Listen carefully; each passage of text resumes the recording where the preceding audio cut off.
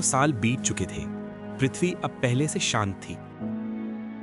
समुद्र स्थिर थे, महाद्वीप छोटे छोटे टापुओं की तरह उभर रहे थे और उथले पानी में स्ट्रोमेटोलाइट्स की विशाल कॉलोनियां फैल चुकी थीं। अगर तुम उस समय किसी समुद्र के किनारे खड़े होते तो तुम्हें दूर दूर तक गोल गोल उभरी हुई संरचनाएं दिखाई देती।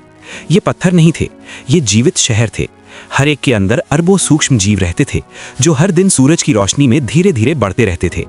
लेकिन इन कॉलोनियों के अंदर एक ऐसा जीव भी था जो पृथ्वी के इतिहास का सबसे महत्वपूर्ण आविष्कार करने वाला था। नया जीव, साइनोबैक्टीरिया।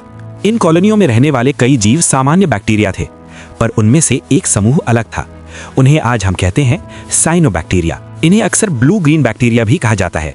ये पृथ्वी के पहले ऐसे जीव थे जो सच में सूरज की रोशनी का उपयोग करके ऊर्जा बना सकते थे।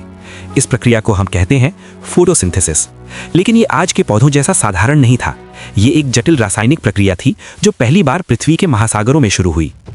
सूरज की रोशनी से ऊर्जा। साइनोबैक्टीरिया ने एक अनोखी क्षमता विकसित की। वे सूरज की रोशनी को पकड़ सकते थे और उसे रासायनिक ऊर्जा में बदल सकते थे। इसके लिए वे 3 चीजें इस्तेमाल करते थे: सूरज की रोशनी, पानी और कार्बन डाइऑक्साइड। इस प्रक्रिया के बाद वे भोजन बनाते थे और एक गैस बाहर छोड़ते थे। वो गैस थी ऑक्सीजन। आज के लिए यह सामान्य है, पर उस समय यह पृथ्वी के लिए एक बिल्कुल नई चीज थी। पहली बार ऑक्सीजन बनी। साइनोबैक्टीरिया अरबों की संख्या में समुद्र में फैल गए। हर दिन हर कॉलोनी, हर कोशिका सूरज की रोशनी को पकड़ती और थोड़ी थोड़ी ऑक्सीजन बनाती। धीरे धीरे महासागरों में ऑक्सीजन घुलने लगी, लेकिन वो तुरंत हवा में नहीं गई, क्योंकि समुद्र में पहले से ही कुछ और मौजूद था। लौह यानी आयरन। समुद्र में जंग लगना। प्राचीन महासागरों में घुला हुआ लोहा बहुत अधिक था। जैसे ही ऑक्सीजन पानी में आई, वो लोहे के साथ प्रतिक्रिया करने लगी। इससे बना आयरन ऑक्साइड यानी जंग। लाखों साल तक समुद्र की तलहटी में जंग की परतें जमती रहीं। आज जिन लाल चट्टानों को हम देखते हैं, वे उसी समय की निशानी है। इन चट्टानों को वैज्ञानिक कहते हैं बैंडेड आयरन फॉर्मेशंस। ये प्रमाण है कि पृथ्वी पर ऑक्सीजन बनने लगी थी। एक धीमी क्रांति। ये बदलाव अचानक नहीं हुआ, न कोई विस्फोट, न कोई भूकंप। बस करोड़ों साल तक साइनोबैक्टीरिया लगातार काम करते रहे। हर दिन थोड़ी ऑक्सीजन, फिर थोड़ी और। धीरे धीरे समुद्र का रसायन बदलने लगा, पृथ्वी की सतह बदलने लगी और सबसे महत्वपूर्ण, वायुमंडल भी बदलने लगा।